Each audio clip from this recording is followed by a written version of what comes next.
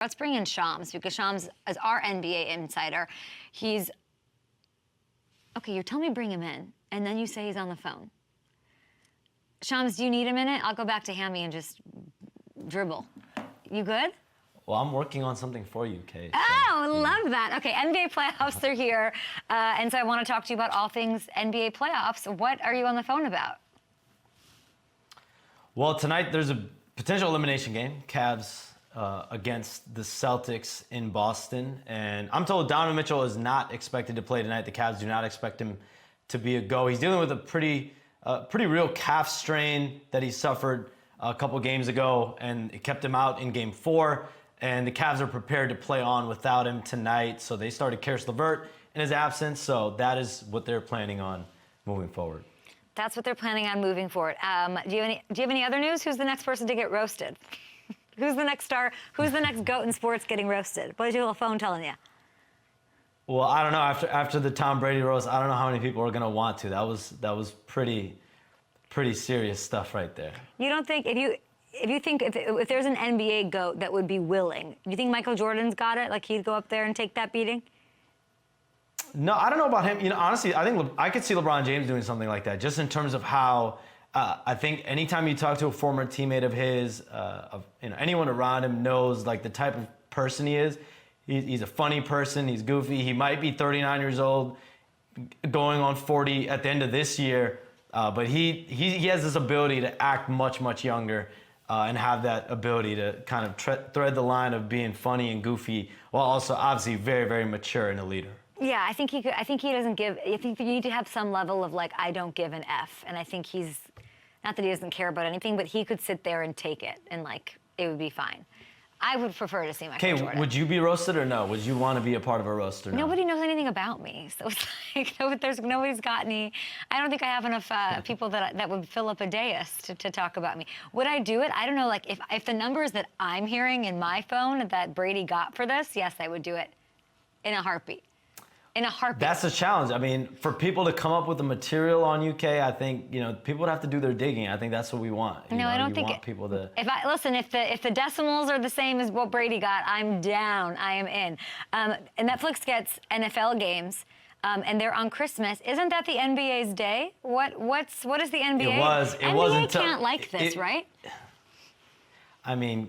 Okay, it was until I think it was like 2 years ago when the NFL started playing games. I don't know if it's because the day it fell on or what it was, but yeah, the NFL came in and they started taking Christmas Day a little bit. But I mean, the NBA does have games all day. So, I mean, it starts at about 11, 12, around noonish, and it goes all the way until, 11, 12 at night. So it is an all-day event while the NFL is, I think, a pocket of a couple games.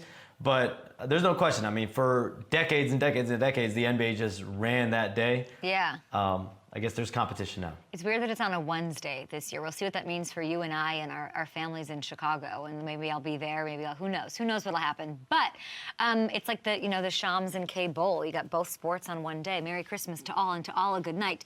You mentioned LeBron. So you reported, apparently, as I'm learning about this morning, you reported that LeBron James was cleared for the NBA draft. And with LeBron entering free agency in his age 40 season, I just want to know, how do you see this playing out? Like, our team's going to get a 2-for-1. It's a cute storyline. I feel like I've asked you about it for 2 years. What's going on? Yeah, so, I mean, the Bronny thing is the big moment right now. He's in the combine. It's all about him. Like, as much as LeBron James, he's got his player option on June 29th. But right now, it's about Bronny James and where he ends up going in the draft. And I reported the other day, the expectation is he stays in the NBA draft. He had the ability to potentially transfer, but he's going to be in this draft. He went through workouts. He went through a scrimmage yesterday. He's going to have another scrimmage. And then here we go. We got alerts. What is that for? To call people. To take your vitamins? Like, what is that alert? What is that exact alert for? I have to call someone eventually here. Who? Who? But so Bronny James is doing everything necessary to put himself in position. Okay, I'm not gonna give you my phone. You can't even get my phone from here. Okay? Who are you? Who do you have to call? Give us a little hint. What does that mean? You set alarms to remember to call people? On my calls. I'm not giving hints on my calls. Have you ever set an alarm to call me? You better say no. What? this morning. I wanted to know the topics for the show. I know, but I feel like I don't want you setting. That's not a good thing. You can't settle. I shouldn't. You need a reminder to call me, Shams. Well, the only reminder in the NBA right now is that Bronny James is going to be in the draft, and that's in late June. And LeBron James has an option. The Lakers are the one team you could look at, and they have a desire to bring LeBron James back literally on any contract that he wants, whether it's a 1-year max, a 2-year max, a 3-year max. And they do have an interest in drafting Bronny James, but there's going to be multiple other teams that Bronny James is going to whittle his list down to and narrow that targets list.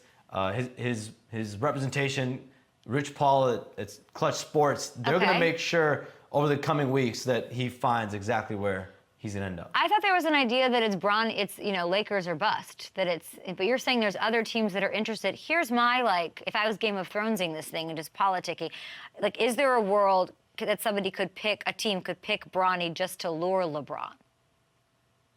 Well, that's the thought, and it would not surprise me in the coming weeks if a team does reach out to Rich Paul or anyone else around Bronny James or anyone else has any idea, or LeBron James himself, and says, hey, if we draft Bronny James, would you come as well, LeBron?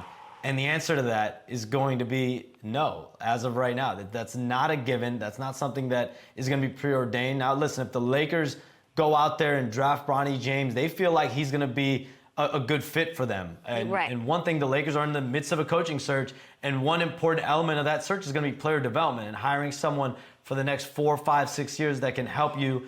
Because LeBron James, I reported it, he's going to play about up to 2 NBA seasons. So the Lakers themselves, assuming they get LeBron James back, they're going to have to prepare for life without him anyway. So player development is going to be a big part of that. And he does have the ability to opt out of his deal, LeBron, right? He does. He can, though, make more money if he opts in and extends. If he opts in for 1 year, if he opts out, he's shorting himself. I think a couple million, $3 million. Not that it matters to LeBron James, but that's not going to matter. I mean, if it's about maximizing money, opting in, adding a year, potentially 2 years could be in play. I mean, the only upside of opting out is potentially saving the Lakers money, or if you want to negotiate a no trade clause potentially. But listen, if you're LeBron James, you are a walking no trade clause. No team is going to trade LeBron James on the roster. Why don't we call Rich? Why don't you FaceTime Rich Paul and we'll figure this out right now? That's potentially possible. Okay. Woo! Okay, let's go to the Lakers schmakers fight. Let's go to the Knicks. That's where the world is. That's the center of the NBA world right now. The Knicks are on fire. I've never missed New York more. I want to be at this game. They got a chippy win last night to go up 3-2 on the Pacers, who knew they were good since Reggie Miller back in the 90s. I don't know. They're apparently really good. Listen to Knicks fan Tracy Morgan before the game going after Draymond. Let me tell you something, Draymond. I love you like cooked food. I love you like the fat kid loves cake. Don't talk crap about my team. This is New York City, kid. This is the home of King Kong. This is where he died, okay? The Warriors just filmed there, okay? This is how we get down. This is New York City. He can't hear you. Period. Don't talk crap about my team, Draymond. I love you. Peace. First, give me the vibe of. I mean, I'm seeing it I don't follow it. It's like the craziest it's ever been. Yeah, I mean, last year, a couple of years ago, when they made it to the conference semifinals as well, it's electric. Like, the Garden is popping when this team is good, and this is potentially the second conference finals they've been to since 2000. So you have to give Tom Thibodeau a lot of credit. He's led them in 4 seasons to a conference semifinals, about to be potentially a conference finals. And it's like the Lakers in a lot of ways. Lakers and Knicks, when these two teams are good, the crowds are obviously enormous, but the amount of celebrities you see courtside, the amount of people you see courtside that are notable. Kay, I definitely think you should get out to a game. Who do you wish? Because I went to a game once, and it was Brunson's big game, and he dropped 44 last night, incredibly. Even though Hamilton's like crying and whining about how he's hurt the other day, so I don't even know. Hamilton's clearly not my NBA insider, but I sat next to. Who did I sit next to, Hamilton? That I didn't know? Bobby Bacala? Bobby Bacala. Sure, yeah, sure. Who do you want to see out there, Shams, at a Knicks game? That's a great question. Their next game over the weekend is not on TNT. I'd love to see Reggie Miller and Spike Lee sit courtside next to each other given their history. I know it's not a TNT game, so Reggie Miller won't be calling it. He won't be there. But I would love to just see them sitting courtside next to each other. I want to see if they get into it. Obviously, this is the series for those two guys to make amends and sit courtside at the Garden if as this series continues. I love that. I feel like this is, the NFL comparison of this would be like, because they haven't won since like the 70s, right? The Knicks. They haven't won in a long time. Yeah, I mean, not a championship. And then even make it to the finals. They haven't done that since 2000. So this is a team that's been really, I think, yearning for a team, a culture, a roster that you can really root for. And you have to give Leon Rose, Tom Thibodeau a lot of credit. They've done that. Hamilton. Is Hamilton here? Hammy, is Leon Rose Leon Worldwide guy? Is that him? No, you're thinking Worldwide West. Who's Leon Rose? Yeah, Leon Rose is the GM of the Knicks, who you also met and had no idea, and I was furious. Shams, with I you. embarrassed myself. I embarrassed myself in the biggest way. Hamilton, That's you why were we're here. That's hold why on. we're here to inform you. Hamilton sent me this picture. Tell me about who's this dad? I can't even see. I can't even see. Hamilton move it a little John bit to your Starks. left. Move it to your left. It's John Starks. Oh. He was there eating popcorn with Stephon Marbury. Yeah, here's what I love. I feel like everybody's coming back. So this is like what I think of, and you're from Chicago, Shams, and Hamilton, this is like if Chicago got really good this year, and then all of a sudden everybody comes back, and I'm talking Matt Forte's there, Devin Hester's sitting there, Jay Cutler's back. You got sexy Rexy Gross. But anybody who had anything to do with the Bears, or even Chicago, let's bring back Al Bundy and Peggy, Ed O'Neill, Katie Siegel. Let's go ER. Let's get Clooney and let's get anybody who's ever been involved in the Chicago world at these games. That's what I feel like. The Vince Vaughns, the Jeff Garlands. I want that for Chicago, and I feel like that's the equivalent in the Knicks world right now. I gotta get to a Knicks game. So Leon Rose, send me some tickets. All right, Hammy, appreciate you and your Brunson Schmunson BS that you're texting me right now. Okay, Shams. Let's talk Nuggets here. Last time I checked, the Timberwolves were undefeated. Nobody was going to take them down. And the Nuggets have come back from a 2-zip hole, and they're leading the series 3-2. What happened here? And especially with this crazy player who dropped 40 and was unstoppable. And by the way, before we even say that, let's listen to him because I love any soundbite with this guy. I mean, I had open lane, and just, I'm a freak of nature, and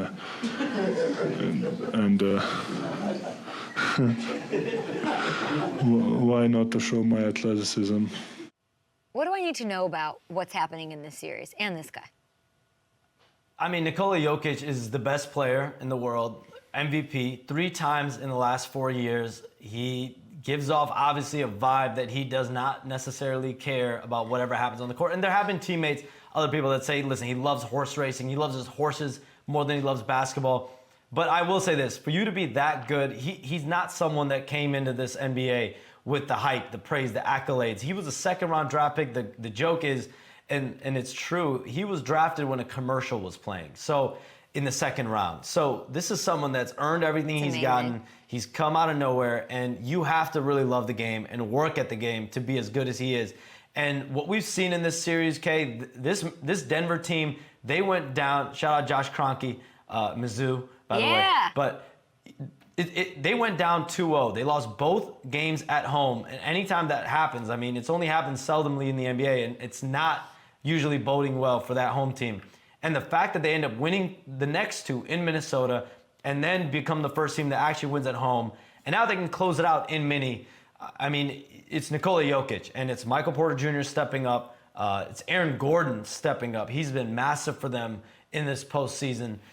Jamal Murray's been playing better as well. So to me, Nikola Jokic, he's the best player going right now. There was a shot he made in Game 4 in that win that they had in Minnesota. It was like he was double teamed, and then there was Rudy Gobert coming at him. He was legitimately triple teamed when he made whatever it was, a floater, a layup.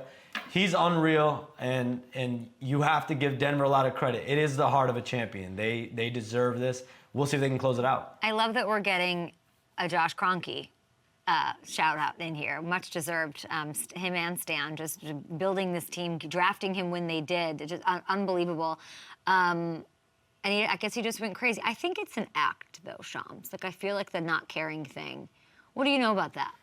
I feel like it's an act. Yeah, I think that's just him, though. The one thing people will say, he legitimately doesn't care about attention, about notoriety, and things like that. Like, the years he's won MVP in the past, I mean, he legitimately could have wanted to do anything else than accept the award and, like, be a part of the interview process of celebrating the award. I think once his career is over, he's going to get a chance to appreciate it. Obviously, he's going to get his number retired, Hall of Fame.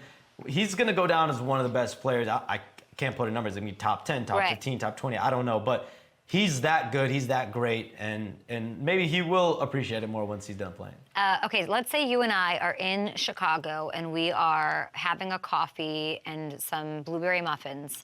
And I say... Is that your thing, blueberry muffins? No, I don't know coffee? why. I literally hated that I said that. I don't know why I said that. But let's say... That's what we would do at coffee? That's what we would get, is a coffee and blueberry muffins? I think so, yeah, why not? Listen, so we're having coffee, we have blueberry muffins, and then it's like the bill comes, and it's who wants to pay, you or me? And we say, let's...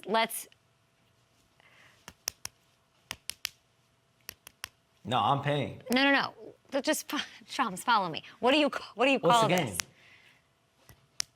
Rock, paper, scissors? That's wrong. I said the internet went crazy yesterday because I call it paper, scissors, rock, and everyone said I should be on an FBI. No, it's rock, paper, scissors. Everyone said I should be on an FBI watch list. Everyone said I should be, is this a maybe Chicago this is thing? one thing we definitely would disagree on, and I don't see eye to eye on this. I feel like if you say scissors, like it's paper, scissors, rock. No? It's rock, paper, scissors? Paper, scissors. I think you just made this up. I think you just pulled this out. No, right people now. people dug up old tweet. I think it's because I'm smarter than everyone and I understand what sells better. And what sells better is to put rock at the end. Rock is a strong one-syllable word ending on scissors. Scissors. That's 2 syllables. You want to go like boom, boom, bam. Paper, scissors, rock. No, you want to start at the beginning with the 1 syllable. Not the end. No, Shams, this is. But I thought maybe. You said scissors, paper, rock, or paper, scissors, rock? It's Hamilton. It's paper, scissors, rock. And Hamilton was thinking maybe it's a Chicago defect. No, it's got to be one syllable. I think it's just a Polish. It must be a Polish defect. I think it's just See, Matty Ice is not rolling with this. I'm gonna call. Sean, we're gonna say bye. In the break, I'm gonna call my brother and see how he says it. And now stay tuned for that. All right, we got the big news on Donovan. I don't quite know what it means, but apparently it's big news for everybody out there. So Shams, I love you. I love it when you break news for me. Let's FaceTime Rich Paul. Conference me in.